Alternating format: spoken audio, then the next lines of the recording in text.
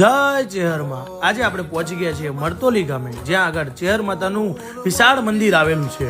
આજથી વર્ષો પહેલા સિંધ પ્રદેશમાં હાલરડી ગામ, જે હાલમાં તો પાકિસ્તાનમાં કહેવાય છે, શેખાવતસિંહ રાઠોડના ત્યાં કેસુડાના ઝાડ નીચે ગુડિયામાં દીકરી સ્વરૂપે સ્વયંભૂ પ્રગટે હતા.